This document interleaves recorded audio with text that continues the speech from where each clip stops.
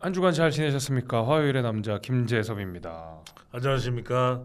화요일의 귀염둥이 배종찬입니다. 아, 반갑습니다. 아니 원래 이 자리 한 자리가 원래는 천하람 위원장의 그러니까. 자리여야 되는데 천하람 위원장이 그새 한 주 만에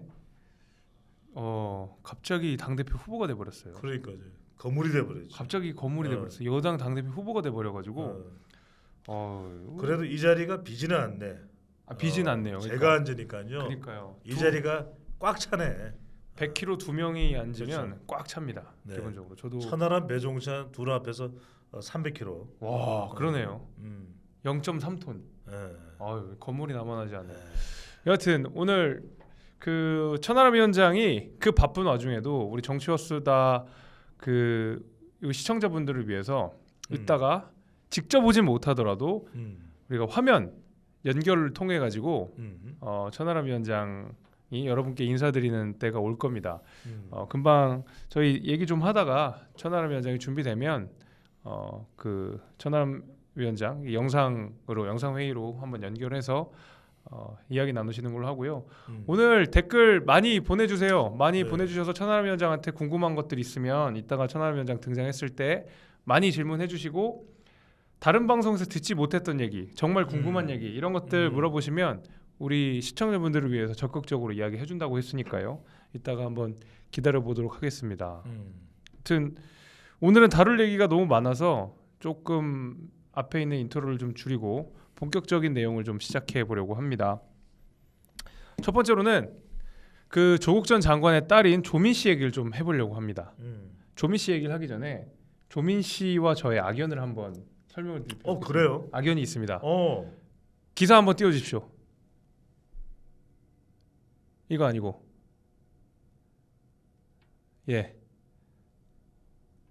요 기사를 한번 보여드리겠습니다. 이게 뭐냐면 제가 2020년에 비상대책위원회를 할 때 그 조민 씨가 당시에 한일병원이라는데 인턴을 했었어요. 의사 인턴을 했었는데 그 한일병원이라는 데가 아시는 분들 있겠지만은 그 저희 도봉구 갑지역구에 거의 유일한 대형 병원이에요. 3차 병원이에요. 한일병원이요. 예. 그래서 여기 이제 인턴을 간다고 하니까 저희 뭐 할머니도 한일병원에서 치료를 받으셨고 제 동생도 한일병원에서 태어났고 저희 아버지부터 어머니까지 뭐 아프면 제일 먼저 가는 병원이 한일병원인데 특별한 인연이 있는 병원이 한일병원이네. 그렇죠. 왜냐면 제가 거기서 나고 자랐으니까 유일한 대형 병원이니까요. 근데 거기 온다 그래가지고 제가 발작 버튼이 눌려져서 조민 만나면 나는 치료 못 받겠다. 우리 할머니도 치료 받으셔야 되고 동생도 가서 치료받고 어머니도 치료받고 해야 되는데 나는 조민한테는 그런 무자격자한테는 치료 못 받겠다. 가라 이제 뭐 이런 내용으로 비상대책위원회 그 발언을 했는데 이후에 그 어떤 시민단체, 그러니까 극성 친민주당 시민단체 어떤 분이 저를 허위사실 명예훼손으로 고발을 했어요. 예, 그래서 고발이 돼가지고 제가 그 또 조국 전 장관과 제가 악연이 있지 않습니까? 저 학교 선생님 아니었습니까? 그러니까 서울대법대. 네, 법대에서 형법학을 가르치시는 분이셨는데 그래서 그 상황을 도대체 조국 전 장관 본인이 나한테 형법 가르쳤는데 이거 어떻게 생각하시냐 그런 얘기들이 있어가지고 그때 그 모든 언론 다 메인 헤드를 장식했었던 기사였습니다. 그래서 조민 씨 얘기가 나와가지고 아니 여기 나 질문이 있어요. 네, 아니 그렇게 형법을 가르쳤던 조국이 예, 지금은 형법의 대상이 된 거 아니에요. 그렇죠. 실형을 받고. 네, 그다음 또 하나. 아니 조민은 부산의학전문대학원 다닐 때 예, 낙제도 했다는데 뭐 의사 시험을 통과를 한 거예요? 그건 아니 시험 문제가 아니라 일단 입학부터 7가지 입시 비리 혐의에 대해서 전부 유죄가 나왔잖아요. 그래서 고대 입학 취소, 그다음에 의대 법전은 취소 이렇게 되고 제가 알기로 시험도 제대로 못 본 걸로 아는데 그 뭐 응시 의사 시험. 네, 의사 시험이 뭐 응시장이 뭐 어떻게 되고 막 그런 거 아니었었어요? 아니 근데 네. 그렇게 지금 입학하는 것 자체부터 또 네. 재학 다니고 있을 때는 낙제를 했는데 뭐 장학금을 받았다 그러고. 그러니까요. 뭐 한 과목은 꼴찌했다고. 아니 진짜 이거 김재섭이야 뭐 자식이 없지만 난 자식이 셋이나 있는데 예. 아니 어디 가서 배종찬 그러면은 배종찬 자식이다 그러면 장학금 주겠어요? 의대 입학할 수 있겠어요? 할 수도 있죠. 어? 형님 인기 많으시니까. 아니야. 근데 아니 이게 이해가 안 되는 게 예. 의료라는 것은 굉장히 중요한 거잖아요. 그렇죠. 예. 아니 뭐 하나 우리가 중요하지 않은 게 없겠지만 네. 그런데 아니 어떻게 이 의대를 나와서 네. 그것도 검증되지 않은 상황에서 한일병원에서 환자를 치료한다. 그러니까. 나는 그건 스스로도 해서는 안 될 일일 것 같아요. 예. 왜? 내 스스로가 지금 조국 장관도 이 뭐 스펙 사기다. 이른바 입학에 부정을 저질렀다. 네. 뭐 인턴이니 또는 표창장이니 문제가 있는 거 아니에요. 그럼요. 그런데 나는 조민도 30살이 넘지 않아요? 저 90년생인가 91년생인가 그런 걸로 알고 있습니다. 아니 30살 정도 넘으면 내 스스로도 이건 해서는 안 된다 할 수도 있다. 이거 판단이 안 될까? 제가 아까 사진을 하나 준비했는데 사진 하나 어. 띄워주세요. 그 아까 전에 우리 조국 교수께서 유명한 말씀 하나 하셔가지고 그 말씀을 같이 보면 우리 조민 씨가 이해가 될 텐데 사진 준비됐나요? 아니 우리 뭐 이제 사진 어. 보고 또 이야기를 나눠야 되겠지만 이것 자체가 나는 이해가 안 되는 거예요. 왜냐하면 네네. 정말 어린 아이다. 네. 어린 아이가 뭐 초등학생 정도다 이러면 사리분별을 못 할 거 아니에요. 네. 그러니까 본인은 능력이 안 되는데 이 어린 아이를 우리가 생각할 때 아주 비싼 네. 그런 초등학교가 있어. 네. 입학도 어려워요. 네. 그런 데를 어떻게든 아빠 백이든 엄마 백이든 넣어줬다. 네. 이거는 애가 뭘 알겠냐? 애가 그냥 부모가 그거 해주니까 뭐 돈이 있든지 어떤 권력이 있든지 했으니까 네. 다니겠지 생각할 텐데 네. 조민은 나이가 벌써 30이잖아요. 30 넘잖아. 30이 넘죠. 30 뭐 초반 되니까.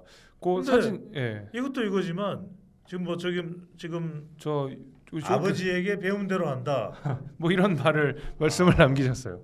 아버지에게 배운 대로 한다는 이야기를 누가 이야기한 거예요? 저건 조국 교수가 본인이 직접 트위터에다 쓰는 얘기예요. 조국 전 장관이 그럼 자기 아버지한테 배운 대로 한다는 거예요? 저게 이제 아마 무언가를 비틀면서 비꼬기 위해서 그러니까 논평을 한 건데 그 논평이 본인에게 향한 거죠.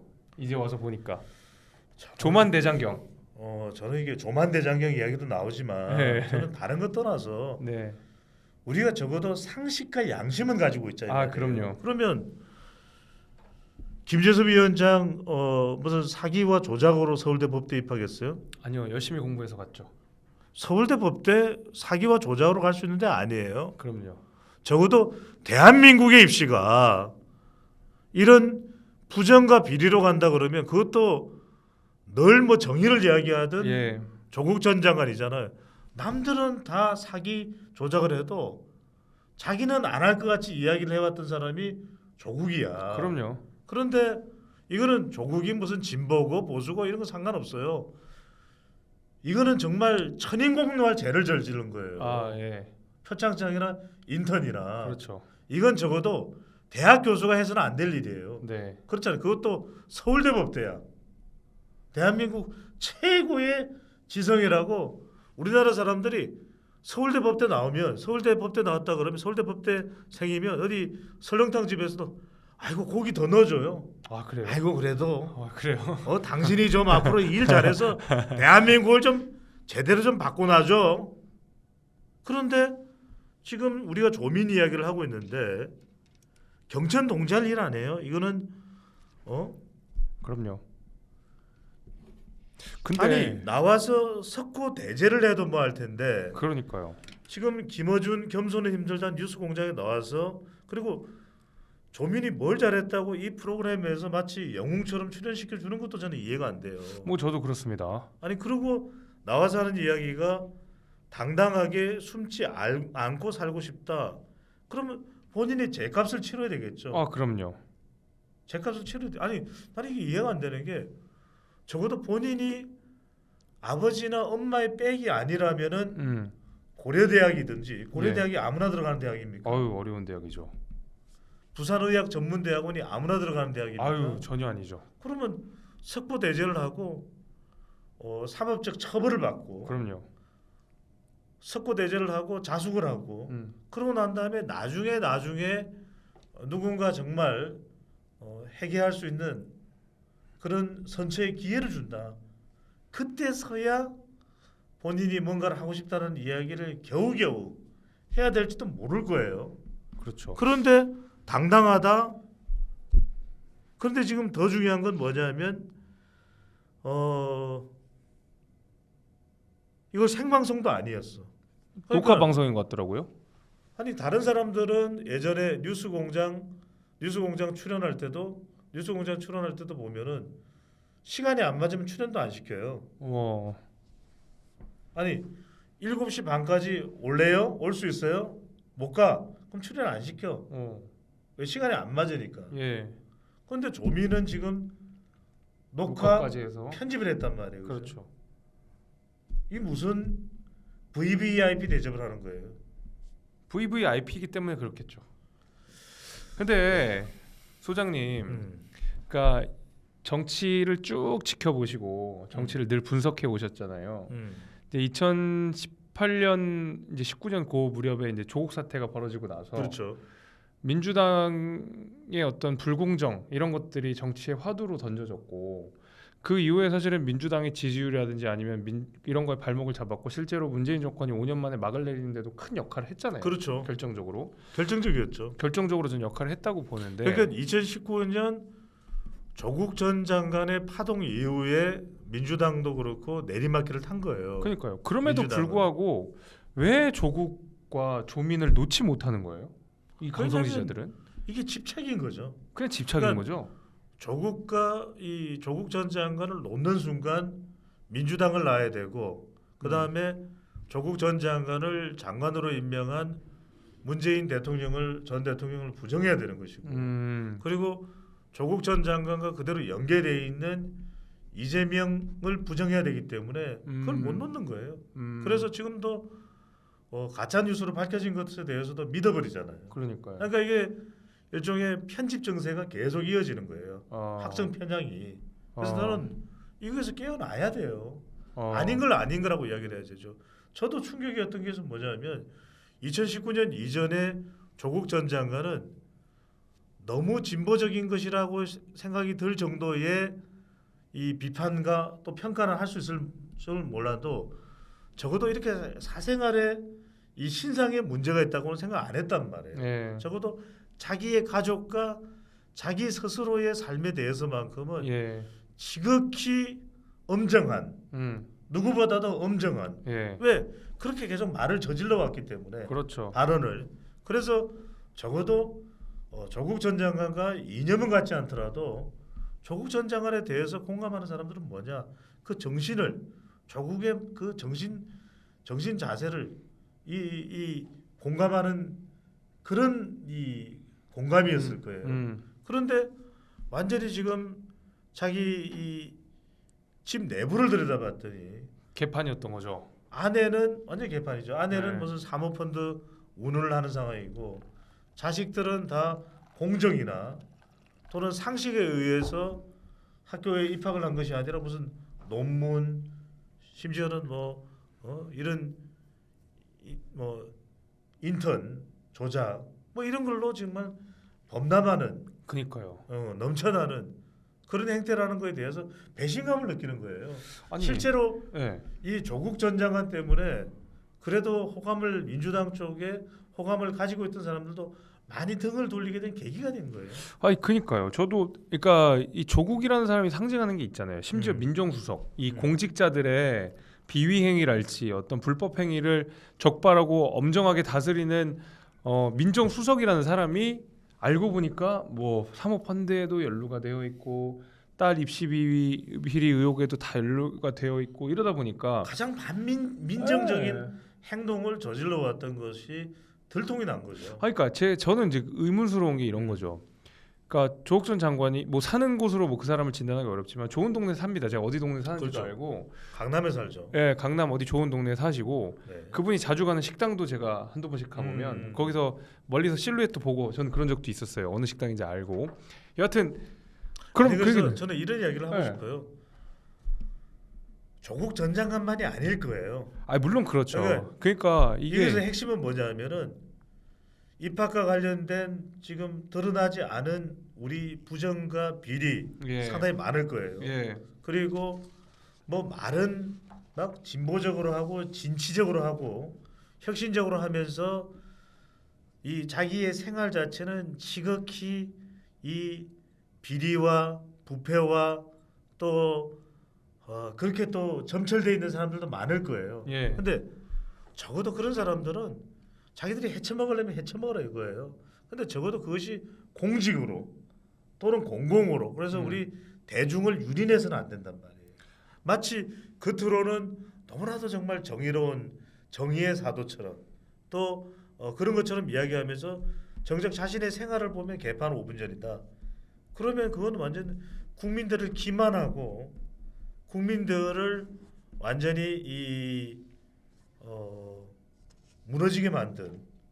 아니 그러니까요. 이게 그러니까 제 조국 전 장관이 옛날에 진보 집권 플랜 이런 책도 쓰면서 어떤 대한민국의 어떤 진보적인 그다음에 어떤 개혁적인 담론들이 필요하다라고 열심히 피력했던 사람이 그 조국 전 장관이고 또 오늘 이제 조민 씨 인터뷰를 제가 봤는데 그러니까 이런 거예요. 뭐 나는 억울하다 이거예요. 다른 사람들은 왜 안 잡아놓냐? 뭐 저쪽도 수사하고 여기서 하는데 나만 왜 갖고 그러냐라는 주장인데 이게 전형적으로 여러분들 그거잖아요. 경찰한테 주차 단속 걸렸어요. 저 차는 왜 안 고 나만 잡아요? 그럼 경찰이 그거 받아줍니까? 절대 안 받아주죠. 그게 우리 조국 교수가 형법학을 가르칠 때 우리에게 했던 소리가 그거였습니다. 그래서 불법에는 평등이 없다.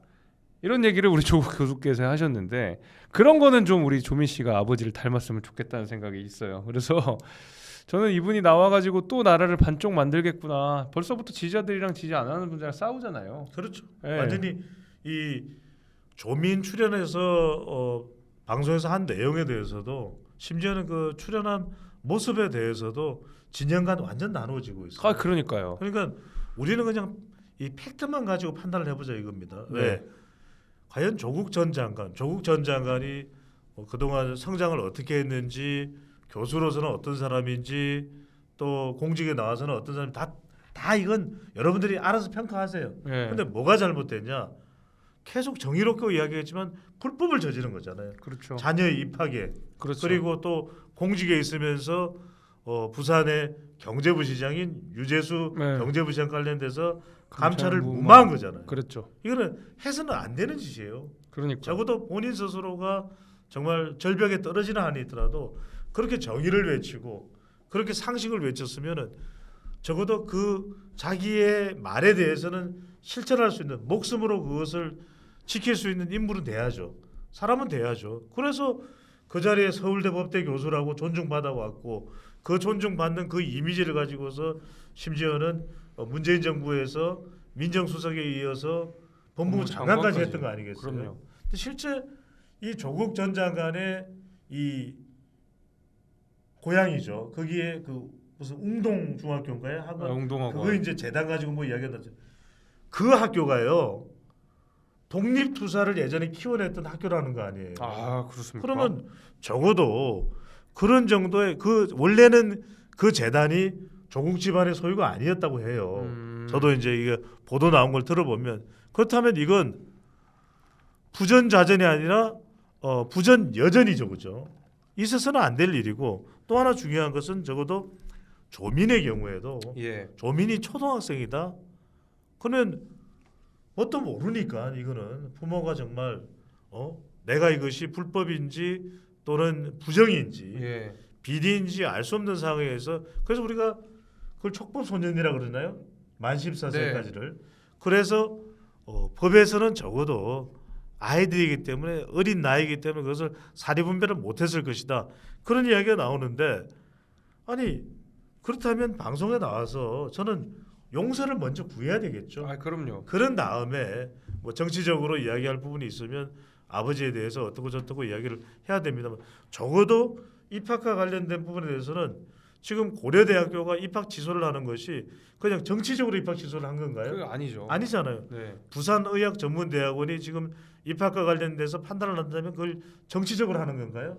아니잖아요. 지금 네. 우리 목유 MOKYU님께서 숙명여고 쌍둥이도 미성년자인데 실형을 받았어요. 물론 이제 집행유예를 받긴 했어요. 집행유예도 실형입니다.